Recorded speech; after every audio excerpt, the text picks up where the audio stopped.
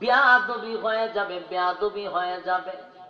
পাখিরা বলে বিশ্বনবীর মার উপর দিয়া উড়াউড়ি করবি না, বেয়াদবি হবে। সুবহানাল্লাহ।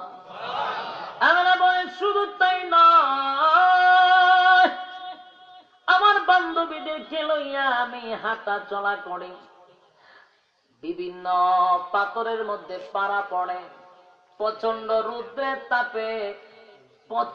রুদ্রের তাপে মরুভূমির বালুর মধ্যে মারা দেওয়া যায় না, তুষা উঠে যায়। কিন্তু আম্মা যেন আমেনা বলেন, আমি যখন পাথরে পাড়া দেই আমি যেন বুঝি পাথরটা তুলার মতো নরম হয়ে যায়। এইভাবে আল্লাহর নবী পেটে থাকা অবস্থায় একটা নয়, দুইটা নয়, অসংখ্য মুজিজা আল্লাহর পয়গম্বর মা আমেনা ডাক দিয়া বলেন, পৃথিবীর মানুষেরা রে, প্রত্যেকটা মা যখন তার পেটে বাচ্চা নেয়, পৃথিবীর সমস্ত মার কষ্ট আছে না নাই?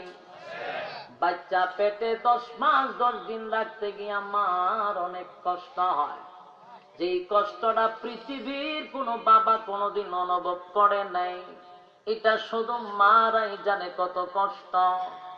10টা মাস 10 দিন তোমার পেটে রাখছে, ভালো মতে খাবার খাইতে পারে নাই, রুচি সম্বন্ধ খাবার খাইতে পারে নাই, উঠতে পারে না, বসতে পারে না, ঘুমাইতে পারে না, এক করোড়ে ঘুমাইতে হয়।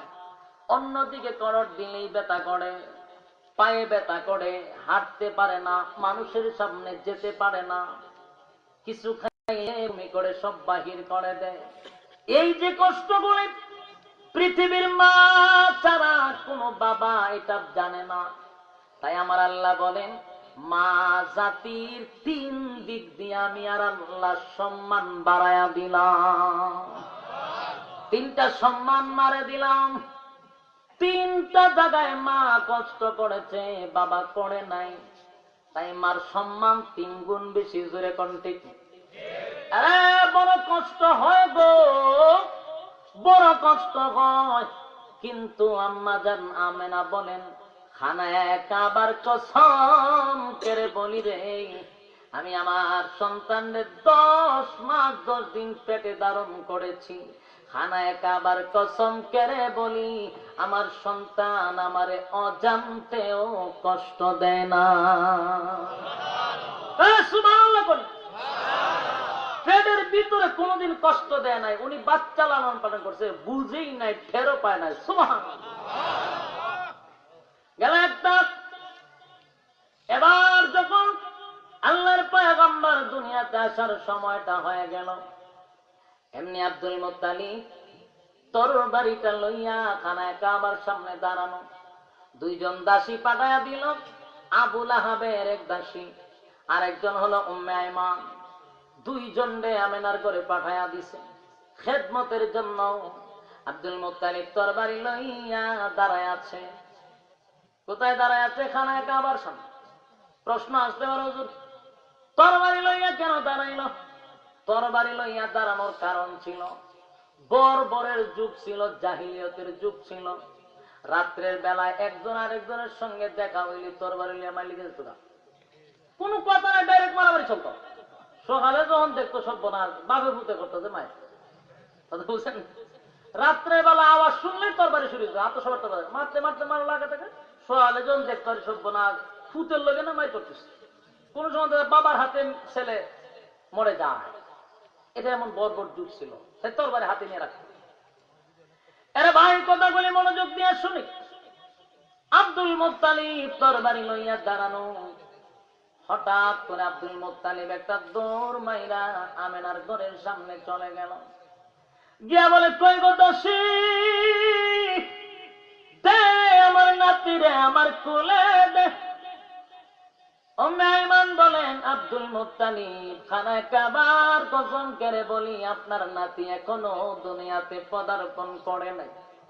আব্দুল মুত্তালিব বলেন, না আমি বিশ্বাস করি না, আমি এখন তাকায়া দেখেছি, খানায় কাবার সামনে দাঁড়ানো ছিলাম, আমি তাকায়া দেখি আসমানের মধ্যে অসংখ্য দরজা যেমন একটার পর একটা খোলা শুরু হয়ে গেছে। আরে কে যেন সুন্দর কাপড় পরিধান করে কতগুলি মহিলা ডাকাডাকি শুরু করেছে, কোথায় গো মরিয়ম, কোথায় গো আসিয়া, আয় আয়। সর্বকালের সর্বশ্রেষ্ঠ মহামানব নবীদের সম্রাট দুনিয়াতে পদার্পণ করবে, আয় আমরা আমিনার ঘরে গিয়া খেদমতে লেগে যা। সুবহানাল্লাহ। বাকিটা বাড়ি গিয়া বলে চলবে। আব্দুল মুত্তালিব বলেন, আমি আমার নিজের চোখকে দেখেছি। উম্মে আইমান বলেন, আমার আপনার নাতি হইলে আমি আপনাকে বলতেছি। কিছুক্ষণ পরে আল্লাহর নবী 12ই রবিউল আউয়াল সুবহে সাদিকের সময় আল্লাহর পয়গম্বর দুনিয়াতে পদার্পণ করেছে। আরে ভাই, এখন আপনারা দিলের কান লাগায় কথাগুলি শুনবেন, প্রত্যেকটা কথার উত্তর আপনারা দিবেন। আমি প্রথম বলেছিলাম মিলাদুন নবী পালন করার ক্ষমতা পৃথিবীর কারো নাই। ইয়াদ আছে নি? পৃথিবীর কারণ নাই যে এটা প্রমাণ তো করতেই হবে, ঠিক কিনা বলেন? আপনার বিবেকের কাছে প্রশ্ন করে যাব, আপনি বাসায় গিয়ে অঙ্ক মিলাইবেন। আমি একটা একটা করে খালি এখন বলবো, আপনারা জবাব দিবেন। পৃথিবীর কোন উম্মতের দ্বারা নবীর মিলাদুন নবী পালন করা কারো দ্বারা সম্ভব না। এর এক নাম্বার হলো, আল্লাহর নবী দুনিয়াতে যখন পদার্পণ করেছে, বাইরে মানুষ জন্মগ্রহণ করে, আমরা যে জন্মগ্রহণ করছি, বলুন প্রত্যেকটা মানুষ দুনিয়াতে আসার সময় তার শরীরে কিন্তু ময়লা লাগানো থাকে, রক্ত লাগানো থাকে। কথা কন্যা দি, ময়লা রক্ত লাগানো থাকেনি? ময়লা রক্ত লাগানো থাকে, দুর্গন্ধ থাকে, ঠিক নেই? কিন্তু আশ্চর্যের বিষয় হলো, আল্লাহর নবী যখন দুনিয়ায় আসে, নবীরে কে যেন হাউজে কাউসারের পানি দিয়া গোসল করায়া পাঠাইছে। শুধু গোসল না, মেশকে আম্বর লাগাইয়া পাঠাইছে। গোটা গটা যেন সুগানে মুখরিত।